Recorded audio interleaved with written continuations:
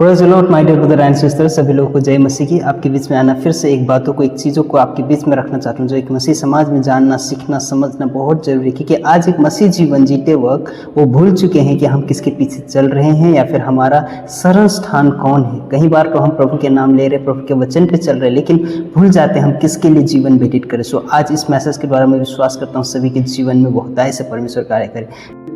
आपके बीच में एक वचन को पढ़ना चाहता हूँ। वचन इस प्रकार से कहता है, लूका रचित सुसमाचार उसका 9:23 वचन क्या कहते हैं, यदि कोई मेरे पीछे आना चाहे तो अपने आप का इनकार कर और प्रतिदिन अपना क्रूस उठाते हुए मेरे पीछे हो ले।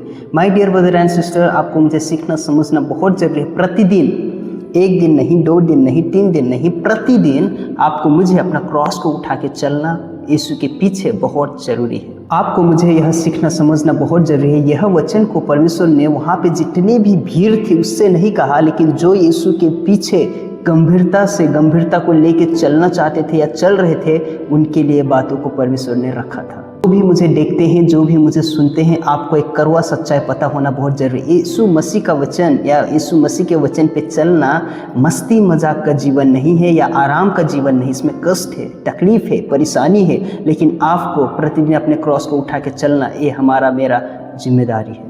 अपने क्रॉस को उठाना एक दिन का काम नहीं है आपका मेरा। प्रतिदिन प्रति वक्त आपको ये समझ के प्रतिदिन अपना क्रॉस को उठा के चलना आपका मेरा जिम्मेदारी बनता है। आपके बीच में एक ट्राइब के बारे में बताना चाहता हूँ। कोयना ट्राइब, ये जो नागालैंड के हैं, सो इनके ट्राइब के ऊपर मैं कुछ बातों को, कुछ चीज़ों को रखना चाहता हूँ जो आपको सीखने में, समझने में बहुतायत से परमेश्वर कार्य करेंगे। ये जो एक ट्राइब है, जंगल में रहा करते थे बहुत समय पहले, और इनका ट्राइब में बहुत पुराना रीति रिवाज चलता था या फिर वो रीति रिवाज को लेके चलते थे। और उसके बीच में एक मिशनरी उनके बीच में आता है, सुसमाचार को फैलाता है और वो विश्वास करते हैं। और एक विश्वास करने के बाद में एक परिवार है, और वो परिवार में जब वहाँ के सदस्य थे, वहाँ के मुखिया थे, गुस्सा हो गए, ये क्या तुम लोग कर रहे हो, हमारे पुराना रीति रिवाज छोड़ के। उसके बाद में वहाँ का जो सरपंच था या मुखिया था, वो अपने कुछ लोगों को लेके आता है और उसे बोलता है, अभी के अभी तू अपने देवता या अपने परमेश्वर को छोड़ दे और हमारे रीति रिवाज में चल।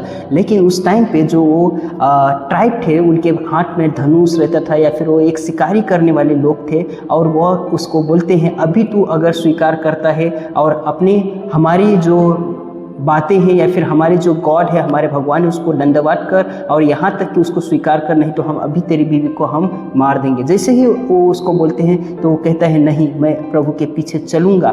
तो फिर जैसे ही तीर बांध लेते हैं और उसकी बीवी के डायरेक्ट आँखों पे मारते हैं और वो वहीं पे जगह पे अंधे होके मर जाती है।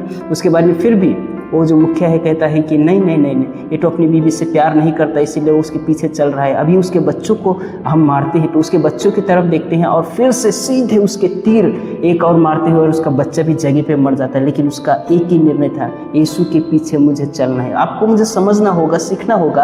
अगर आप और मैं जब निर्णय करते हैं प्रभु के पीछे चलने का, तो फिर हमारा निर्णय में हमें टिके रहना आपका मेरा पहला जिम्मेदारी है। पहली बात आपको मुझे जानना सीखना बहुत जरूरी है, अपने आप को इनकार करना। अपने आप को इनकार करने का मतलब क्या है कि अपनी इच्छाओं को मार के प्रभु की इच्छाओं पे चलना, ये सबसे बड़ा काम है। जैसे कि कोयना ग्रुप जब हम देखते हैं या कोयना ट्राइब के ऊपर, उसने अपने परिवार का परवाह नहीं किया, लेकिन उसने जो निर्णय लिया था, जो डिसीजन लिया था, उस पर टिका था और यीशु के पीछे चलता गया। कोयना ग्रुप जो था, अपनी रीति रिवाज को छोड़कर परमेश्वर के वचन के अनुसार वो अपने जीवन को व्यतीत करने का निर्णय लेता है। और यहाँ तक कि उसके जीवन में सताव आया, तकलीफ आया और यहाँ परेशानी, यहाँ तक कि बीवी बच्चों को उन्होंने जगह पे मार दिया, लेकिन उसने अपने डिसीजन को चेंज नहीं किया, लेकिन प्रभु के वचन पे टिका रहा और उसके पीछे चलने का निर्णय लिया।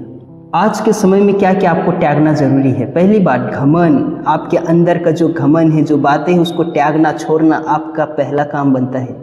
दूसरी बात, आपके अंदर जो पापीय स्वभाव है या पापीय जो काम करने का बार बार आपके अंदर काम होता है, उस चीज़ को छोड़ना आप।